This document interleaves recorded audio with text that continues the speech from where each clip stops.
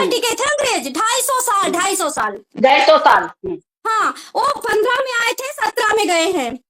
जी अब सोच सकते हो कि इनकी गिरी हुई नियत कितनी है, हुस्न के भूखे, हुस्न की खुमारी चढ़ी हुई है, और हम इन्हें जीतने नहीं देंगे, इन्हें जीतने नहीं देंगे बस। बिल्कुल। हमने तो ये हम्म, ठाना है कि भाई जब तक भगोड़ी को जेल नहीं हो जाती है, हैदर भाई के हाँ बच्चे नहीं चले जाते हैं, तब तक हम रुकेंगे नहीं। चाहे वो गालियां क्या, तलवार लेके हाँ आप हमारे गर्दन पे तलवार रख दो, और हम भैया अपने कानून पे, हमें भरोसा है कि हमारा कानून जो है वो निस्वार्थ भाव हम्म, से काम करेगा। हैदर भाई को बिल्कुल भी मायूस नहीं होने देगा। हैदर भाई के बच्चे हैदर भाई को मिलेंगे, और ये जाएगी जेल में। अगर चाहे तो, हेलो मिर्जा हुसैन जी, कैसी हैं आप? तो तो जो ये चाहे अंग्रेज जेल आए में थे जाए, चाहे उनका डिपोर्ट रीजन हो। क्या था? जो अंग्रेज आए थे, जो चाटुकार थे, चड्ढी मास्टर, लंगोट के कच्चे, उनको उन्होंने किसी को मैनेजर बनाया, किसी को नायब तहसीलदार बनाया, किसी को इन्होंने देखो ब्लॉक प्रमुख बनाया, सबको पोस्टें दे दी, जी सबको पोस्टें दे दी, और खूब अना धना अंग्रेजन दे दी कि तुम इनको एंजॉय करो, इनको घूमो लेकर के, इनके साथ जो भी करना है करो। क्योंकि भारत हाँ का देखो कल्चर है कि औरत कभी भी किसी पुरुष को नहीं टच करती है, लेकिन अंग्रेजों का क्या प्रोपागंडा था कि वो किसी के साथ भी सो जाया करती थी। यही रीजन है कि ये लोग जो हमारे भारत देश के दोगले थे, जयचंद के बाप, ये सारे के सारे अंग्रेजों के दास हो गए। अरे गोरखपुर के पार्क में हमारा चंद्रशेखर आजाद मारा जाता है, और उसके 16 गोलियां लगती है, और बताता कौन है जानते हो? जो तहसीलदार था, नायब तहसीलदार था अपने देश का, उसका नाम क्या था? विश्वनाथ करके कुछ नाम था, पंडित था वो। हाँ, वही पंडित। मरवाता है, वो अंग्रेजों को फोन करता है, उसको हिटलर को फोन करता है कि चंद्रशेखर इस पार्क में बैठा है, और चारों तरफ से पार्क घेर लिया जाता है, घेर और उसको लेते हैं। गोलियों से भून दिया जाता है। लेकिन उसने बिल्कुल। कसम खाई थी कि मैं कभी भी अंग्रेज की गोली से नहीं मरूंगा, जब मारने की बारी आएगी तो मैं अपने आप अपने को मार दूंगा। उसने एक गोली रखी थी अपने लिए, पर प्रॉपर रखता था, और उसने फिर एक गोली अपने कान के यहाँ पे मार लिया और तुरंत मर गया। मर गए। बिल्कुल। हाँ, तो ये भगोड़ी के जो दास हैं, जो भगोड़ी के चम्मच हैं, जो भगोड़ी के दीवाने हैं, जो भगोड़ी की जो खुशबू सूंघते हैं, इनका कोई वजूद नहीं है, गिरे हुओं का कोई वजूद नहीं है। मैं सच करी, इनसे डरना नहीं है, इनसे बिल्कुल। डरना नहीं है। बिल्कुल। अरे हम अच्छा लोगों जी, को एक क्या क्या क्वेश्चन बोलते पूछूं? हैं बताओ।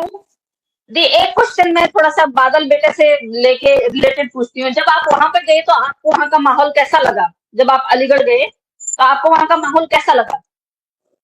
एक्चुअली सिस्टर, वो मुस्लिम एरिया है, ठीक है, वहां पे जी आधा मुस्लिम है और आधा हिंदू है। अलीगढ़ के नाम से आप डिफाइन कर सकते हो कि वहां पे मुस्लिम मुस्लिम लोग बसते हैं।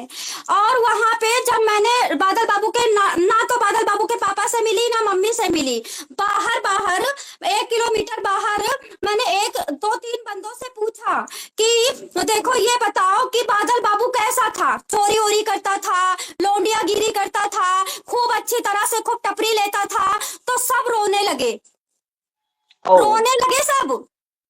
अब मेरे लिए तो कोई नहीं रोएगा भाई, वो इतना अच्छा लड़का था, इतना अच्छा लड़का था कि उसके लिए 3 किलोमीटर बाहर लोग रो रहे थे। जो मैंने शॉर्ट डाली है औरतों की, जो मतलब गांव की औरतें होती, साड़ी वाड़ी पहनती हैं, मुंह ढकती हैं, हाँ जी। वो बोली कि सिस्टर कहाँ से आई हो? हमने कहा कि हम गुरुग्राम से आए हैं। बोले उसको छुड़वा लो, बहुत अच्छा लड़का था, कभी किसी काम को मना ही नहीं करता था। जी जी हाँ, जी। तो जिस तरह तो से आपने जी उनके उनके मदर फादर से आप मिले, तो उनका कहना क्या था कि मतलब बच्चा किस लाइन पे जा रहा था, या कभी बेटे ने कभी उनसे उसका जिक्र किया या नहीं किया? उस रिगार्डिंग क्या बोले वो? एक्चुअली मदर फादर उनके कह रहे थे कि उन्होंने सेकेंड हैंड फोन खरीदा था, बादल बाबू ने। Second okay. हैंड फोन उनका ज्यादा चलता नहीं था। सेकेंड हैंड फोन में वो कार्टून देखता था, क्योंकि 12 साल की उम्र में वो दिल्ली आ गया था, धर्मपुरा, और जिस मालिक बिल्कुल। के यहाँ पे वो नौकरी करता था, उनके घर के अंदर का काम करता था। जब वो 16-17 साल का हुआ तो मालकिन ने कहा कि बेटा तू तो बड़ा अच्छा है, तू जा कंपनी में जा, क्योंकि वहां पे बड़ी चोरियां होती थी, 20 कारीगर थे, वहां पे काम होता था एक्सपोर्ट हाउस का। तो मतलब जी तू वहां पे देख क्या हो रहा है। जब से वो लड़का कंपनी गया, वहां पे पैसों का देख रेख, माल लाना, गेट पे एंट्री सही करना, और 9 बजे रात तक वही करता रहता था। और मालकिन फोन उसको अपना दे देती थी कि मैं सोने जा रही हूँ तो मेरा फोन उठाते रहियो। कितना सो अच्छा स्वीट। रहा होगा वो, बताओ। So sweet. हाँ, मतलब जो बल, कुल मिला के होल ऑफ द स्टोरी ये है कि बच्चा प्यार में जरूर गया है, लेकिन कि ये प्रेम कहानी जो है वो कहाँ से शुरू होती है, कुछ पता चला आपको? वो कह रहा था कि मम्मी मैं तुमको गांव में सबसे बड़ा देखना चाहता हूँ। मम्मी मैं तुमको ओके। महंगी साड़ी देखना चाहता हूँ पहने हुए। मम्मी मेरी हवेली 4 मंजिल की होनी चाहिए, गांव में मेरे बराबर किसी की नहीं होनी चाहिए। वो ऐसी ऐसी बातें करता था, ऐसी अच्छा। ऐसी। जी, हाँ, जी, जी, जी। तो अब जैसे इसलिए आस-पड़ोस वो में लोग। पैसे के चक्कर में गया है कि हम भी लप्पू की तरह एक औरत लाएंगे और हम भी वायरल हो जाएंगे और हमें भी पूरा भारत देश मदद करेगा। और हम अपनी, तो देखो पढ़ा लिखा तो था नहीं, तो वो कहाँ से जी। पैसे लाता, कहाँ से मम्मी के काम पूरे करता और कहाँ से 4 मंजिल का घर बनवाता। इसलिए उसने शॉर्टकट अपनाया है। पहले उसने वीजा बनवाया, पासपोर्ट बनवाया, दुबई जा रहा था, दुबई जा रहा था वो।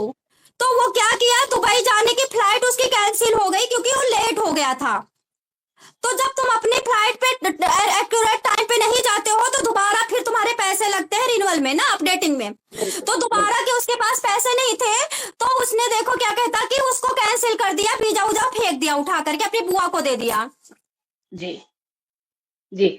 हाँ, अच्छा, सब सबर करो, कैसे हो सब लोग। मैंने अपनी भी तो लाइव देखिए। चालू करके खोल दी है सब लोग वही, हाँ, ये कोई हमारा भी चलता रहेगा, इधर बात करती रहूंगी इधर सुनते रहेंगे लोग। कोई बात नहीं, अच्छी बात है। अच्छा जी, जिस तरह से बोल रहे हैं कि 3-4 साल से उस लड़की से उनका बादल बेटे का जो है वो बातचीत हो रही थी और उनकी जो प्रेम कथा है वो इस हद तक बढ़ गई थी कि उन्होंने उसको वहाँ तक बुला दिया। तो बादल ने कभी अपने घर में ये नहीं बोला कि मैं पाकिस्तान ही जाऊँगा? उन्होंने नहीं, अपनी उसने बुआ से तो बोला पाकिस्तान था, का नाम बुआ नहीं लिया है। उसने बुआ से कहा तो है कि बोला था मम्मी उन्होंने। पापा मेरा फोन खराब हो गया है। और वो कहाँ से बोला है फोन खराब हो गया है, दिल्ली से बोला है। तो मुझे फोन मत करना, जब मैं फोन खरीदूंगा तो मैं बैक कॉल कर लूंगा। फिर हुआ क्या, वो निकल गया धर्मपुरा से कपड़े लेकर के, और वो निकल गया। वो 22 दिन पैदल चला है, 22 दिन। Oh my God! हाँ, ओह! ना उसके पास पैसे थे ना रुपए थे, वो प्यासा भूखा 22 दिन में वो काला पड़ गया। 22 दिन में उसकी आंखें घुस गई। और जो शर्ट पहन के निकला है, मालिक बताया, मालिक के पास आया था उसका पापा। तो मालिक ने कहा, मालिक से कौन से शर्ट पहन के गया था, तो सफेद शर्ट और जीन्स पहन के निकला है। लेकिन बादल बाबू वहां पहुंचा है कुर्ता पैजामे में, पठानी सूट में पहुंचा है। मतलब इसका मतलब कि यहाँ से तो कोई था नहीं, लेकिन जब वो बॉर्डर पार कर गया तो वहां से उसके सौजतकार थे, उसको गाइड करने वाले थे, जिन्होंने हाँ, बुलाया है वहां हाँ, से। हाँ। उस जीन्स पैंट और शर्ट फेंक दी गई है, कुर्ता पैजामा पहन के ही वो बादल बाबू घुसा है पाकिस्तान में। हम्म। तो सच में जी, जैसे आपने पूछा ना उनके मदर फादर से और उनके माँ पापा की बात भी हुई है, तो क्या लगता है आपको कि सच में उसने धर्म परिवर्तन कर दिया या फिर वो वहां पे उस लड़की की वजह से ऐसे बोल रहा है हमारा बादल, या फिर कुछ ऐसी वजूहत है कि वो क्या डर के बारे बोल रहा होगा, या वहां उन लोगों ने डराया धमकाया होगा उसको? क्या सचमुच में उसने धर्म परिवर्तन कर लिया? वो खाटू श्याम पैदल गया था और वहां से लाया था खाटू श्याम चालीसा। और वो डेली खाटू श्याम चालीसा पढ़ता था, खाटू श्याम चालीसा पढ़ता था। और वो दूध नहीं पीता था, वो मीट नहीं खाता था, वो अंडे नहीं खाता था। और उसके घर में, बादल बाबू के घर में जो मंदिर बना है, लक्ष्मी जी की पूजा होती थी, खाटू श्याम की पूजा होती थी, वो बादल बाबू ने बनाया था। और बताओ, तो फिर क्यों ये शोषा फेंका जा रहा है कि उन्होंने मुस्लिम धर्म में वो परिवर्तित हो गए थे? क्योंकि उन्होंने खुद भी बोला है ना, बादल ने खुद भी बोला है कि मैं मुस्लिम बन गया हूँ। और सेम जैसे आपने देखा होगा कि सीमा हैदर ने बोला था यहाँ आके, उसने नारेबाजी नहीं की, उसने कंट्रोवर्सी नहीं की, पर हाँ उसने ये जरूर बोला है कि मैंने मुस्लिम धर्म अपना लिया है और अब मैं हिंदुस्तान नहीं आऊंगा, मैं यही रहूंगा। तो क्या मतलब इसके पीछे क्या रीजन हो सकता है कि वो इतना विलीन हो गया, जबकि उस लड़की ने उसको पहचानने से मना कर दिया, जबकि उस लड़की ने उसको पहचानने से मना कर दिया? हेलो मीना जी, स्वागत है। जी जी। मालती पांडे, मैं सरता कटहैत की लाइव में भी हूँ, आपको दिखा देती हूँ। ये देखो यहाँ पे भी हूँ, और यहाँ पे मैं अपनी लाइव खोल करके बैठी हूँ। और मैं आप लोगों को बादल बाबू के घर का काम नहीं बता पाती, जब भी लाइव आती हूँ राता फैला देता धर्मेंद्र, बीएनबी और वो सार्थक सब आके मेरे को उल्टा सीधा बोलते, मैं बादल बाबू का हाल नहीं बता पाई हूँ, अब यहाँ बताऊंगी। जी, बिल्कुल। तो अभी मैंने अभी मैं जो कुछ। बताती हूँ, उसका चाचा मतलब जैसे इसके पापा ना रोने लगते थे, बादल बाबू के पापा रोने लगते थे। और बोलते हैं कि 1 घंटा सोता हूँ फिर बस जग जाता हूँ, फिर रोता रहता हूँ, नींद आती नहीं है। हाँ, तो मैंने कहा कि कैसे जिंदगी कटेगी भैया तुम्हारी? तो बोल रहे हैं कि मैं ऐसे तिल तिल मर रहा हूँ जैसे कोई कंडा की आग हो और आग थोड़ी हो और उसमें भूजा जाए और आग भूज ना पाए और दर्द बहुत ज्यादा होए, या तो जल्दी भून दो तो मर जाए।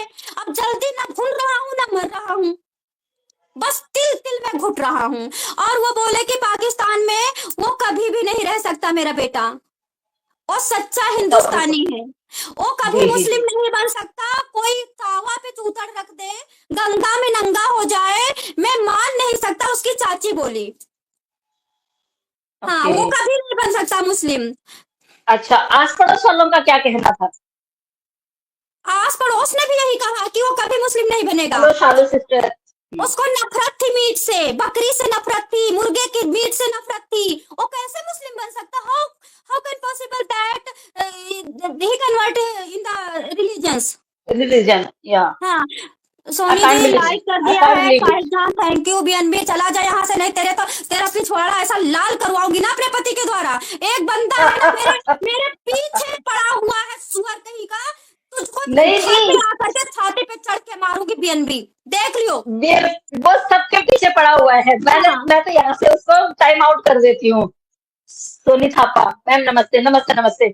अगर आप लोगों के कोई क्वेश्चन है तो आप लोग पूछ सकते हैं। हम थोड़ा सा उधर चले गए थे क्योंकि बादल बाबू के घर तक दीदी गई थी, तो मैं ये जानना चाहती थी कि किस तरह से वो गए, कैसे गए।